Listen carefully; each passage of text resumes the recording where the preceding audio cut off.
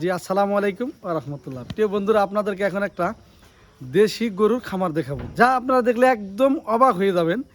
যেখানে কতগুলা দেশি গরু, আসলে এটা আপনার মনের বিষয়। এখান থেকে আমি আপনাদেরকে একটা একটা করে দেখাবো, ঠিক আছে? ইনশাল্লাহ আসেন আমাদের সাথে, আমি দেখাচ্ছি। এই যে এখান থেকে এখানে এই যে দেখতে পাচ্ছেন, এটা আপনার প্রথম সিরিয়ালে, এটাও কিন্তু দেশি। এখানে খাবার আছে, গরুর বিভিন্ন রকমের পানির লাইন করা আছে। হ্যাঁ, সাদাটা হচ্ছে ক্রস।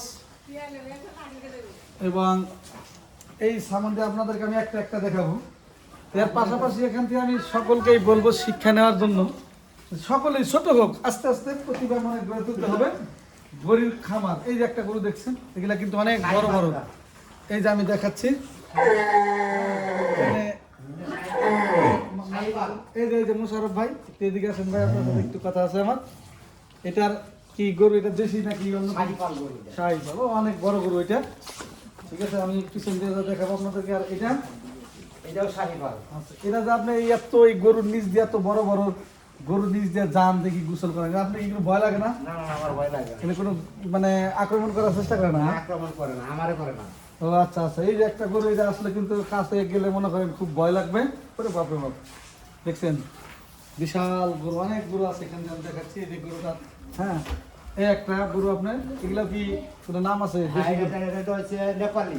নেপালি, এই যে একটা নেপালি গরু, এটা দেশি। হ্যাঁ, এটা পুরো। যাই হোক, এখানে কি খাবার দেন না? হ্যাঁ, খাবার দেই। আচ্ছা ঠিক আছে।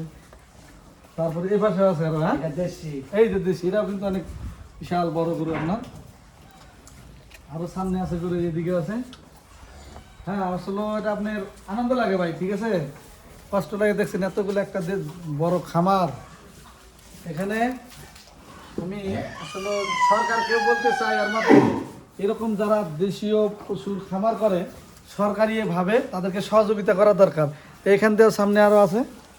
আমার এই ভিডিওর মাধ্যমে আশা করি, হ্যাঁ, রাষ্ট্রীয়ভাবে এদেরকে সহযোগিতা, খোঁজ খবর, ডাক্তারি পরামর্শ দেওয়ার দরকার। এটা কিন্তু দেশে উন্নত।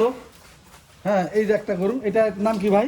এটা সিন্ধি। হ্যাঁ, দেখতে দেখা যাচ্ছে। আর এই সাদা আছে এই পাশে দুইটা। সাদা, এটা দিলে ক্রস।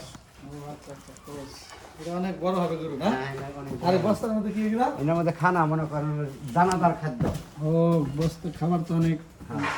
দাম এগুলা। তাহলে এই গরুকে আপনি কখন কখন খাইতে দেন এগুলা, কিভাবে?